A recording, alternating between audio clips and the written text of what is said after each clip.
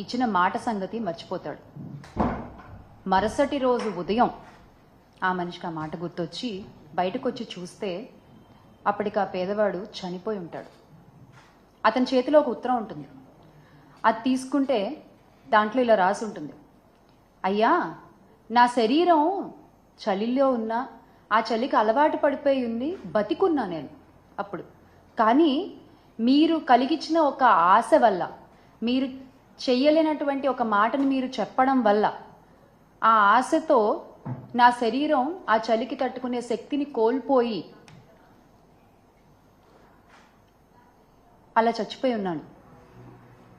అప్పుడు ఆ పెద్ద మనిషికి అర్థమైంది, ఓహో, మనం ఇలా తెలియకుండా ఒక ప్రాణాన్ని తీసేసామా అని.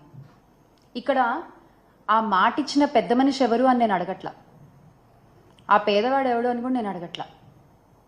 తెలుసుకోవాల్సింది ఏంటి అంటే, చేత కానప్పుడు, చెయ్యలేనప్పుడు మాటలు చెప్పకూడదు, ఆశలు కలిగించకూడదు.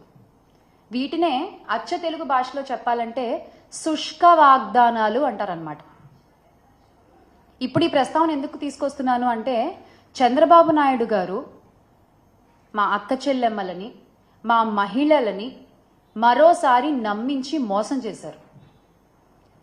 ఆయన మాకు ఇస్తానన్న వాగ్దానం నిలబెట్టుకోలేకపోగా, ఇస్తానన్న హామీలు ఇవ్వకపోగా, జగనన్న ఇస్తున్న పథకాల్ని కూడా ఆపేసి ఈ రోజున ఆంధ్ర రాష్ట్రంలో ఉన్న మహిళలకి, ఆడపిల్లలకి, వారి కుటుంబాలకి తీవ్ర ద్రోహాన్ని చేశారు. ఎన్నికల సమయాల్లో సూపర్ 6 అంటూ పెద్ద పెద్ద బ్రాండింగ్స్ వేసుకున్నారండి కూటమి ప్రభుత్వం. మనం చూడొచ్చు ఇక్కడ ఈ సూపర్ 6 అంటూ ఈ పెద్ద పెద్ద బ్రాండింగ్ని పట్టుకుని కూటమి నాయకులు పవన్ కళ్యాణ్ గారితో సహా ప్రతి ఇంటికి తిరిగి ఈ హామీలన్నీ ఒక పేపర్పై పెట్టి నాయకులు సంతకాలు చేసి ప్రజలకు ఇచ్చారు. దీన్ని ఒక బాండ్ పేపర్లా భావించండి, మీ ఆ హామీలకి ఎటువంటి ఢోకా లేదు అని చెప్పారు. అందరూ సంతకాలు చేశారు. కానీ ఈ రోజున అధికారంలోకి వచ్చిన తర్వాత వీటి ఊసే లేదు. ఆ రోజున మీరు అబద్ధాలు చెప్పి బాండ్ పేపర్లు అంటూ ప్రతి ఒక్కళ్ళు సంతకాలు చేసి ఈ పేపర్ని ప్రజల చేతిలో ఇలా పెట్టి, ఈ రోజున మీరు వచ్చిన తర్వాత వాటి ఊసే ఎత్తకుండా ప్రజల్ని మోసం చేస్తుంటే, ఆ రోజు మీరు పెట్టిన సంతకాల విలువేంటో మీరే చెప్తున్నారు. ఇదేనా మీ సంతకం విలువ? ఈ రోజు ఉదయం జగనన్న కూడా ఇదే విషయమై ఆంధ్ర రాష్ట్ర ప్రజల పక్షాన, అలాగే మహిళల పక్షాన ఎదుర్కొంటున్నటువంటి సమస్యలపై, ఎగ్గొట్టేసిన హామీలపై ట్విట్టర్ వేదికగా చంద్రబాబు నాయుడు గారిని నిలదీయడం జరిగింది. ఇప్పుడు ఒక సాటి మహిళగా మా మహిళలకు జరుగుతున్న అన్యాయాలపై నేను కూడా అడుగుతున్నాను. ఎందుకని ఇలా పదే పదే మహిళల్ని మీ మాటలతో నమ్మించి మోసం చేస్తున్నారు? ఇది చీటింగ్ కాదా? ఇది అన్యాయం కాదా? అసలు ఇలా మహిళల్ని మోసం చేస్తున్నందుకు చట్టపరంగా మీ పైన 420 కేసు పెట్టచ్చు. ఎందుకండి? ఎందుకు మీరు ఇచ్చిన వాగ్దానాలపై మీకు అంత చులకన భావం? ఎందుకు మీ మేనిఫెస్టో అంటే మీకు అసలు అంత లెక్క లేదు? ఎందుకు ప్రజలకు ఇచ్చిన మాటల్ని టేక్ ఇట్ ఫర్ గ్రాంటెడ్గా తీసుకుంటారు మీరు? ఇదేమీ మీకు కొత్త కాదు, ఇదేమీ కూటమి నాయకులకి కొత్త కాదు. 2014లో కూడా ఇలాగే మీరు చూసుకున్నట్లయితే, 2014లో కూడా డ్వాక్రా రుణమాఫీ అని మహిళలకి ఆశలు కల్పించి అధికారంలోకి వచ్చిన తర్వాత యథావిధిగా ఎగ్గొట్టేశారు.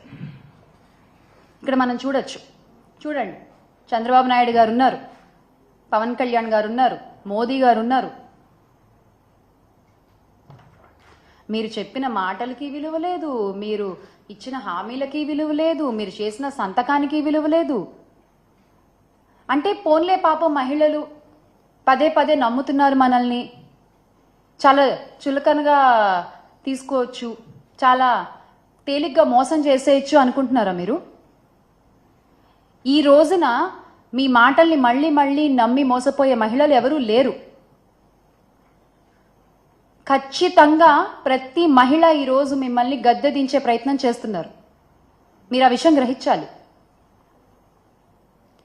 అరే, అసలు అన్ని హామీల్లోకి కూడా తల్లికి వందనం అనేది మా ముఖ్యమైనటువంటి హామీ అని మీరు చెప్పుకుంటూ వచ్చారు. ఆ తల్లికి వందనం గురించి మీరు ఎలా ప్రచారం చేశారో కూడా ప్రతి ఒక్కళ్ళకి తెలుసు. ఏడాదికి రూపాయలు 15,000 చొప్పున ఇస్తామన్నారు. అది ఇవ్వకపోగా మీరు అధికారంలోకి రాగానే జగనన్న ఇస్తున్నటువంటి అమ్మఒడి పథకాన్ని కూడా ఆపేశారు.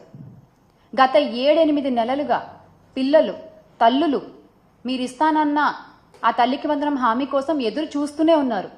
ఆ పిల్లల ఎదురు చూపులకి మీరు ఏం సమాధానం చెప్తారు? ఆ తల్లుల ఎదురు చూపులకి మీరు ఏం సమాధానం చెప్తారు?